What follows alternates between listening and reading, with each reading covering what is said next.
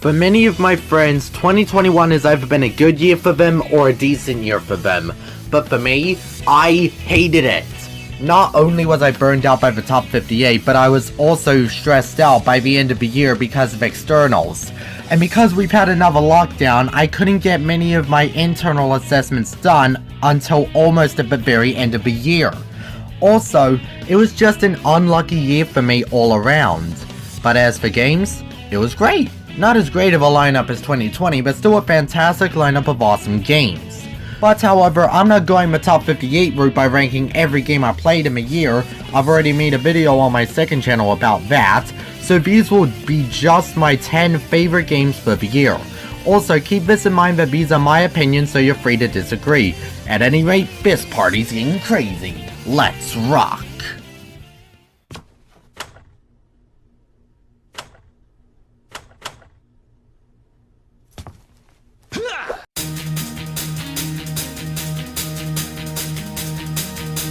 After playing Persona 3, I haven't really gotten interested in the mainline SMT games, but I decided to get Nocturne, known as the best game in the mainline series by most, and it took me a while to play this game since the PS3 store had an error which prevented me from downloading it, but months passed and I was finally able to play it. Granted, I know the HD remaster is out now, but I've only played the original, and the fact is that I got this game before the HD remaster released, but didn't play it till after the remaster was released.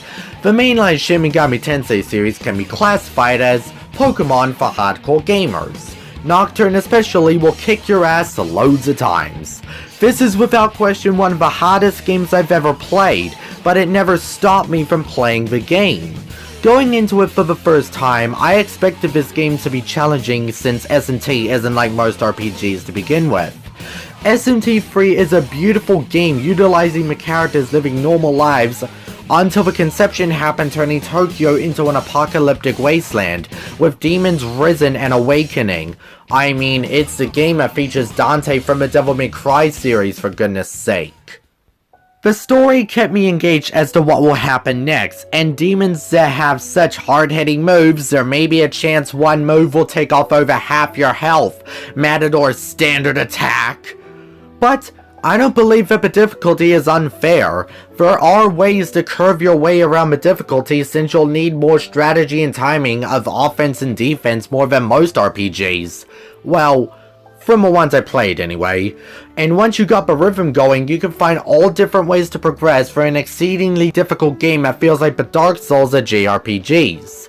Nocturne isn't to be avoided though, since it really is a great game. The combat's great, level design wise it's fantastic, musically beautiful, story wise dark, emotional, and beautiful, and if you are a fan of the SMT games and haven't played Nocturne yet, then I must say you're truly missing out on one of the PS2's greatest JRPGs and one of Atlus's best games to this day.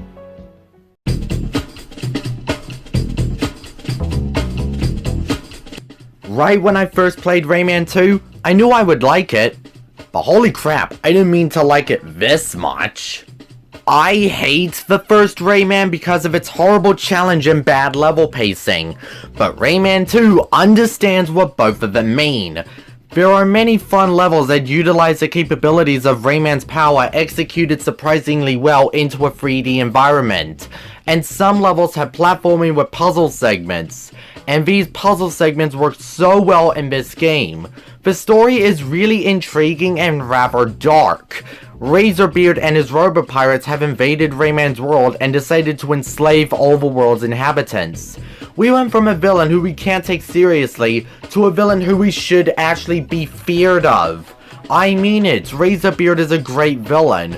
Rayman must find the Forum Master Polycus to destroy the pirates. Throughout the game, you'll free your allies along the way and they'll assist you for a segment of the level. Sam, Carmen, Clark, and Globox.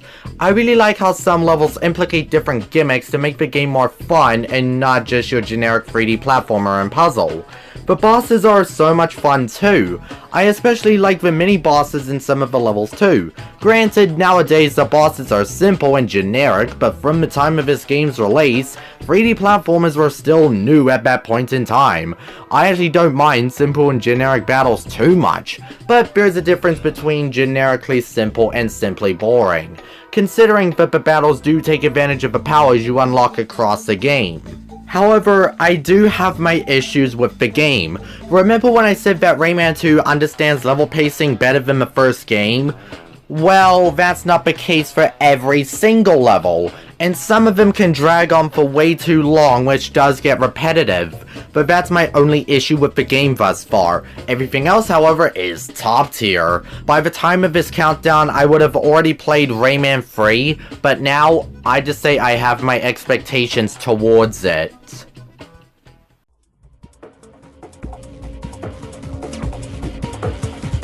Awaken the demon inside that human disguise, and embrace your love for hacking and slashing with the almighty Devil May Cry 3 Dante's Awakening. To this day, I feel like the PlayStation 2 has so many great games that have still aged well to this day. It's the best-selling console of all time, and is some of the greatest games on the system.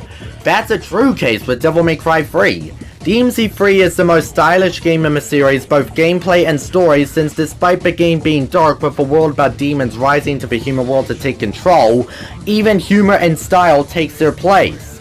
Never in my life have I ever reacted and had my jaw dropped by the goddamn cutscenes when it comes to the fight scenes and all the freaking crazy crap Dante does. And the gameplay is fun. For those who heard about this game, you must already know about the infamous difficulty this game has. But you know what? That's partly the reason why people love this game. The third game is difficult, but I think it's perfect for this game being a hack and slash. Unlike the first two games, especially with 2, the DMC3, button mashing is a bad idea. Enemies will corner you and have many hard-hitting attacks. You seriously need to utilize as much of your arsenal you expand upon when defeating bosses, and use as much of your offense and defense to advance. The game has different styles for you to test out, like Trickster and Swordsmaster, to find out which style is best for you. To me, I mainly use Swordsmaster, but I change my style occasionally, so I'm pretty versatile. Make sure you kill as many enemies as you can to obtain red orbs, cause you'll need to stock up with health and magic upgrades and expansions. Beginning to end, the game will take no pity on you. You must test your might against the harsh world you've entered yourself into. This game is difficult, but the challenge is fairly hard, and the reward is all worth it and truly satisfying. Even in the bosses. There are a wide range of bosses in the entire game, and let me tell you, you need to rely on your reaction and timing heavily. Going up close and personal will not work every time, especially since many bosses will eventually counter your attacks and have some that will be hard to avoid, which does get annoying. This game does have a few times when the difficulty goes a bit insane and makes the challenge more infuriating than enjoyable. And in the special edition, you can play the game as Virgil once you beat the game, and he's so much fun to use. And the Bloody Palace, once you unlock, it is a great way to grind for red orbs. Honestly, I don't know if I prefer this or Devil May Cry 4 as my favorite game in the series, because despite the many flaws DMC4 has, I still had so much fun with the game in the gameplay department and the story.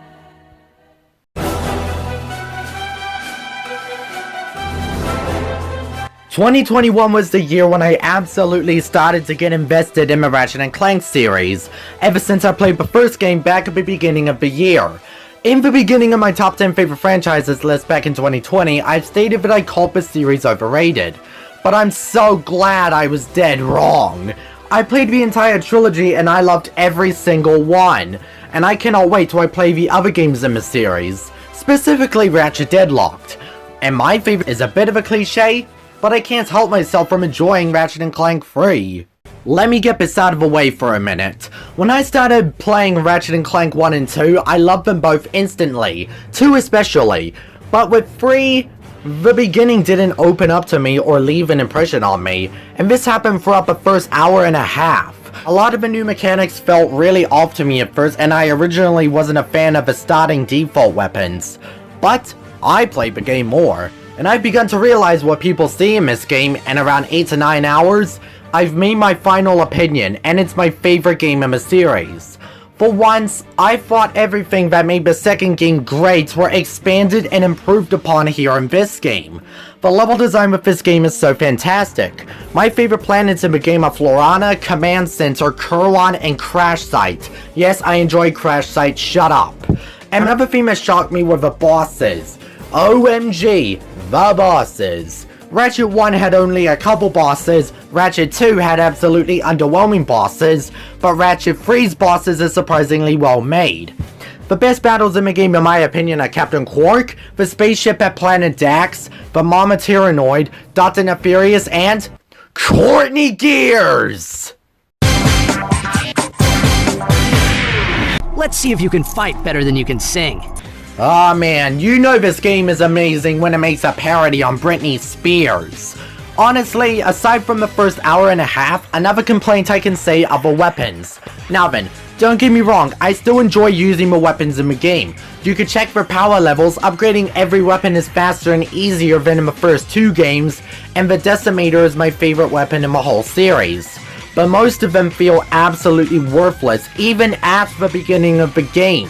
And honestly, even though you have to use them to level up your weapon, some of them just weren't really worth leveling up, and the Plasma Wisp is my least favorite weapon in the series. Because using it means you'll get hit a lot and many enemies will feel like they didn't feel anything. Also, the mission-based planets like Blackwater City are tedious as hell. Sitting there shooting at enemies or doing a certain task until the wave of a mission is completed. But even then, this is a great way to close off the trilogy, and Ratchet & Clank is my favorite platformer series of the year.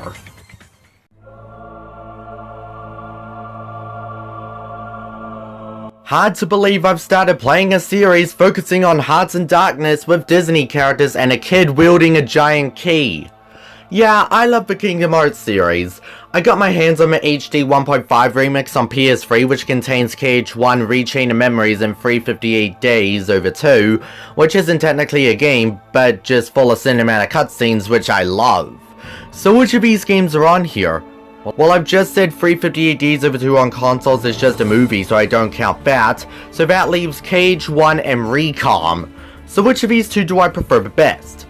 Easy. The one with the better gameplay and one with the better story. Yes, number 6 is Kingdom Hearts. Rechain of Memories.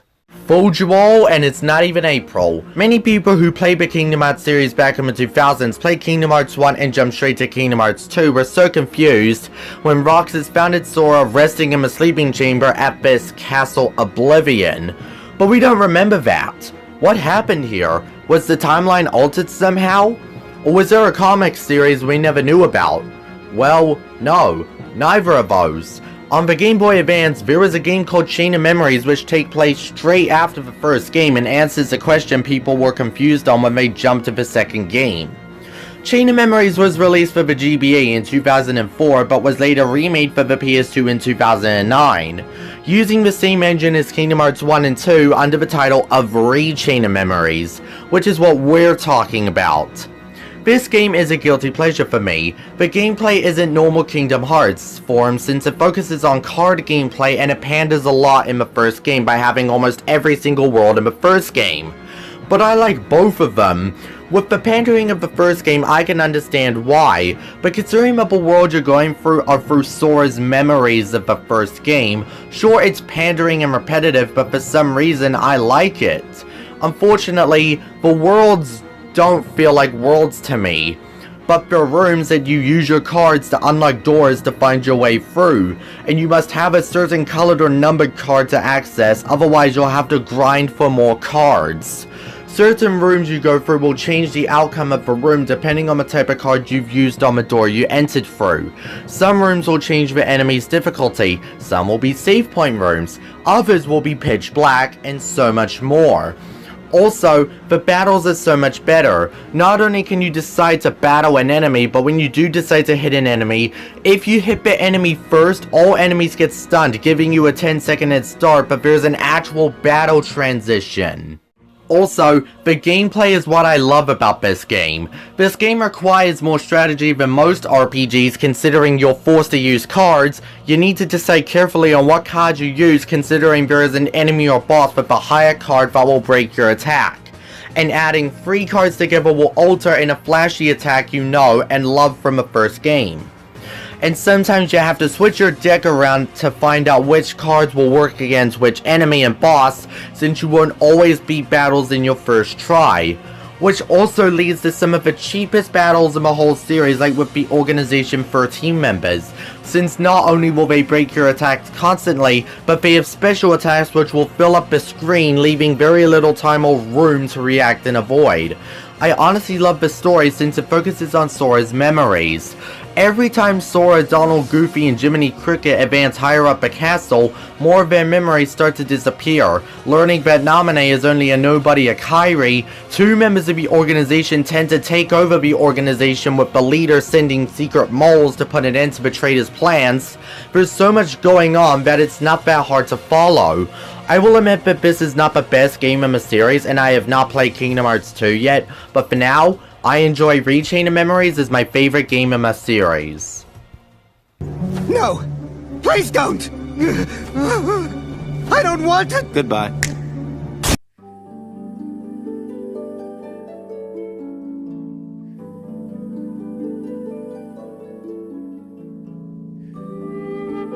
There was no doubt in my mind that even before I played this game, I knew I would love it. MiHoYo put so much time, love, and effort in this game that in no goddamn way does the game ever get stale in the slightest. You play as a traveler. You could choose between a male Aether or a female Lumine.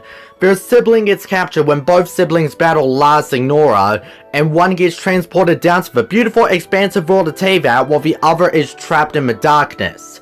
You meet Paimon, who is your partner, and emergency food, and loads of characters who become playable once you meet them or get the chance to. As a traveler, you help others by aiding others on missions or do quests that the playable characters or the NPCs request you to do, like either finding someone, finding artifacts, or killing enemies in a certain territory. With the dungeons, they are all amazing. Well, except for Arcadia Ruins. Flip you, Arcadia Ruins, with your goddamn golem boss.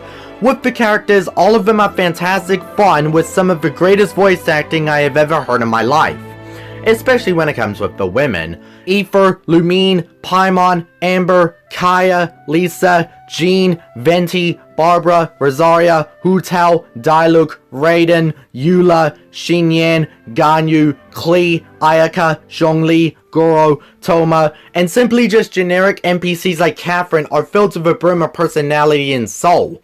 Honestly, I wouldn't be surprised if people decided to put Catherine as a part of Aether's harem. The world is expansive and absolutely massive, with mountains, towns, forests, icy biomes, abandoned temples and ruins, and a vast wide open field. Graphically wise, holy goddamn crap, never in my life have I ever found a game so beautiful in the graphic department. This game is, in my opinion, the best graphics in any game I've ever played, more so than these games. And this is true as well with the music. Whenever I think of the music in the game, the first music that comes to my mind is the main theme. A beautiful harp, guitar, and flute piece is instrumented so magnificently that I literally want to cry whenever I hear this. And this is true with every single piece of music. I do have a problem, but it isn't a problem with the game, but it's a personal problem. See, the version of Genshin I play on is on my PC, and I use a mouse and keyboard, and the mouse on my computer is fine, but one of my fingers keep getting in my way, hindering me from turning my camera around. This also hinders when trying to dodge some of the most annoying enemies in the game. Also, I love the cutscenes in this game. They are the most epic crap I've ever seen for MiHoYo standards. I screamed like a little girl from how fantastic I found the very first cutscene to be when the Traveler siblings fought against La Signora. Genshin gets constant updates to the game, adding new content such as characters and brand new cutscenes and buff and nerf characters. I love this game so much, and I'm so glad to even be a part of this fandom. An ultimately phenomenal masterpiece.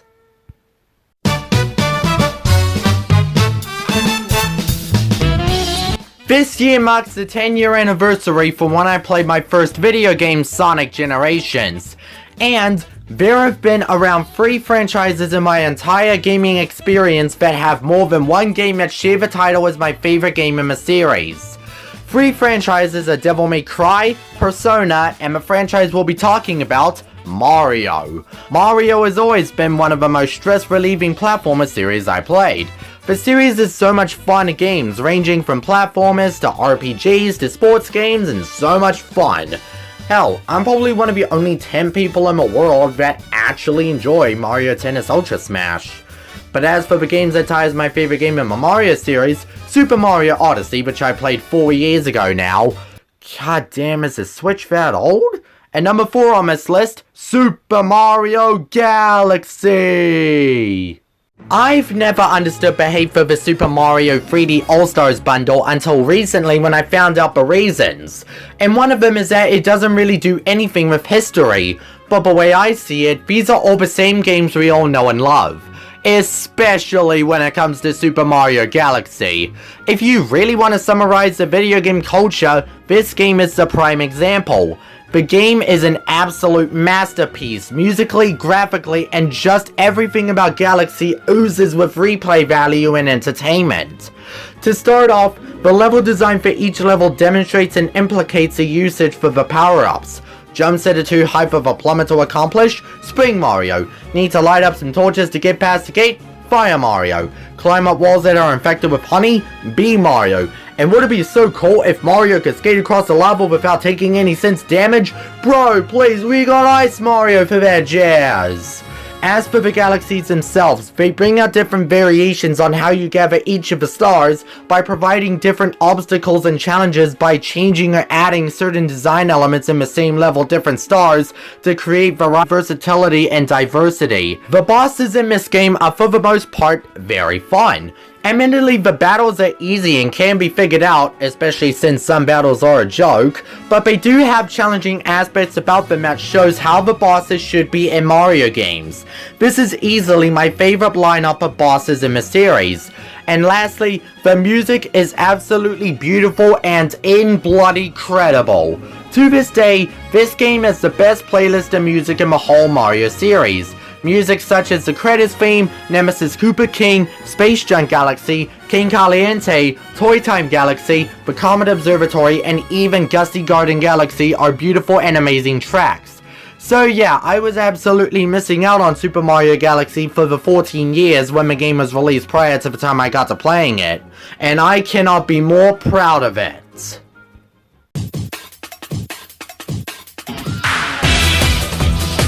When it comes to unique JRPGs, the Tales series is a good example. Being a RPG with the standard overall gameplay, but the battle system consists of beat 'em up and hack and slash style gameplay with the leveling of stats and magic known as arts. Ever since I first saw gameplay of this series, I've been dying to try it out, and by the time of this video, I would have already played Zestiria and Graces. Truth be told, since there are many critically acclaimed games in the series, I could have started with any of them. So I started off with Cilia. Being with the fact I have talked about Cilia back in Top 10 JRPGs in 2020 and said that it is my most wanted game in the series to get, I was far from disappointed. In the game, there are 2 main characters, June Mathis and Mila Maxwell. Both of them share the spotlight because once you begin the game or start a new game, you can choose whomever side you want to play through. How it changes is that Jude and Mila get their own normal battle themes, and once they are separated at some points, you see their own exclusive cutscenes that you won't see in the other side. I like this concept since the main female of the series, when the main male is involved, usually plays second fiddle like Tyr, Estelle, Elisha, and Xion. But with Mila, she shares the spotlight as the main protagonist. With the characters overall, specifically the main characters, they are amazing. As for the antagonists, most of them are good while the others just frickin' suck. So all in all with the characters, they are fantastic while every one of them has glaring issues, but hey, every character's gotta have some flaws. I won't be talking about the gameplay much since the battle system is standard and the leveling system is the same like every other role-playing game. But I like it, upgrading your Lilium orbs from the experience you gain from leveling up. And as for the music and graphics, music is fantastic, especially when it comes to the battle and town themes. And of course, the intro theme Progress is an amazing tune, especially since every time I boot up the game, I never skip the opening.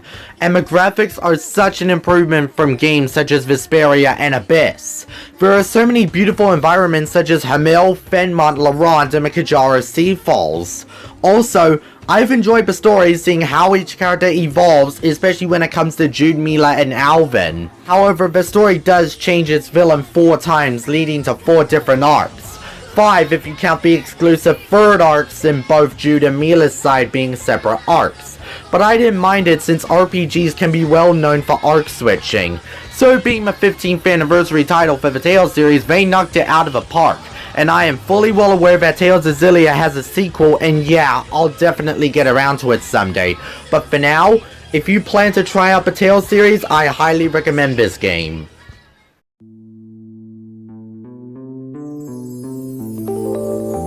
There have been a number of games that have gained a following and went viral all over the internet and IRL, and have took over the gaming community from kids to adults alike.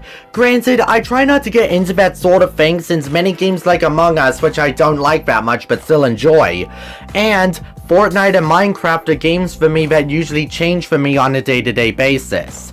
In 2017, Team Salvador released a game called Doki Doki Literature Club. It was free to play on Steam, so I couldn't help myself, and since that I was late into this community, I loved it. In that same year, Doki Doki Literature Club Plus was released, and I've only played the original. I won't be talking about anything that was added into DDLC Plus. The MC, who I'm gonna call Senpai, is a character who loves manga and video games and not really into literature at all. At the beginning of the game, Senpai is looking for a club to join until his childhood friend Sayori requested he join the literature club. He was very hesitant at first since he's not into poems and reading, and it took him a while until he got invested. The club consists of him, Sayori, and 3 other girls. Natsuki, a tsundere girl who loves reading manga and makes cupcakes, Yuri, a reserved and shy girl who has a strange knife habit and enjoys horror books, and the club president Monica, who is the most responsible out of the 4 who plays piano and is weird to say the least. But I love all 4 of these girls. They're all unique and bring something special to the table. Especially Natsuki's cupcakes.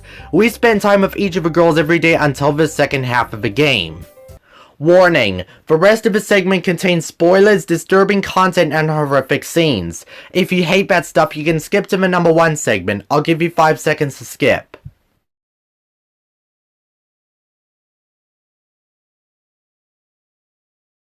Once we reach 2 hours in the game, Sayori hasn't been coming to the literature club, and it's because she has been suffering from depression and it didn't seem like it around others because she's been hiding it. And Senpai loves Sayori, but unfortunately, while she loves him too, she's scared that bringing him more into her life will bring her more pain. And then, after some disturbing and suspicious poems and checking on Sayori, this dating sim reveals its true color.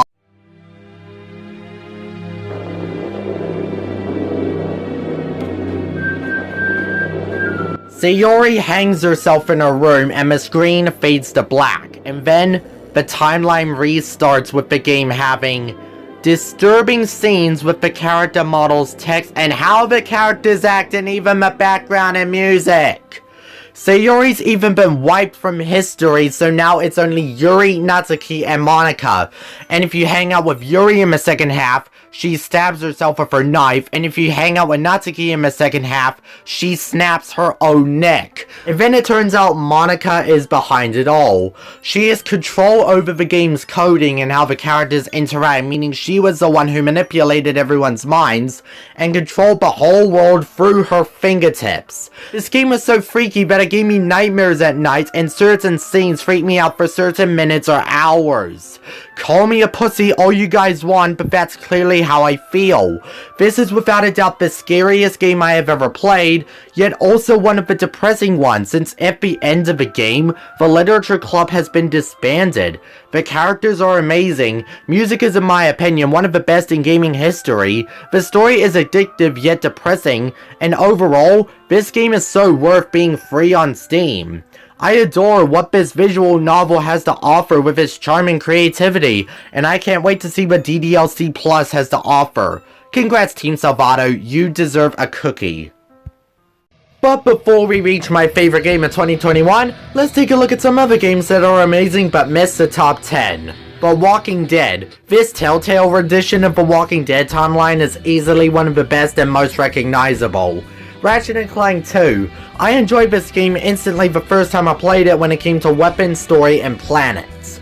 Kingdom Hearts. The gameplay is fun while difficult, and I enjoyed the story and the music. Ratchet & Clank. The music is golden and the planets are timeless classics. And Crash Team Racing. I haven't played Nitro Fueled yet, but the original game I can't believe I've gotten into quite late. I believe in the gameplay department the game has aged well to this day. And, since they're not making worse games I played in 2021, let's bring up all the dishonorable mentions. The Impossible game. Every time I boot up a game, I only have fun for a couple minutes until it becomes tedious. I understand the concept is that it's meant to be this difficult, but it becomes annoying rather than fun. Super Mario Sunshine. This game is extremely difficult, but not the kind of challenge I call fun. Instead, I find it extremely annoying, especially when it comes to the controls and the camera making most shines extremely tedious to collect. Devil May Cry 2. This game has already been talked about so many times, and since I don't want to be redundant with my reasons, I'm gonna skip. Devil May Cry. In my opinion, it suffers from first game syndrome. The combat and controls are stiff and janky, and the camera is off-putting, leading some missions to be so monotonous. Rayman. While the environments and music are fantastic, I can't get into the gameplay because of the difficulty. Because of how Rayman controls in this game, many obstacles are hard to avoid or to get past, making it cheap rather than fun. And lastly, Cool Shot, my least favorite game I first played in 2021. I love Pull so much, I've even enjoyed the Pull minigame in Wii Play, but for some reason, having an entire billiards video game for some reason gets boring after a couple games and it adds nothing new. And now that that's over and done with, let's get on with my favorite game of 2021.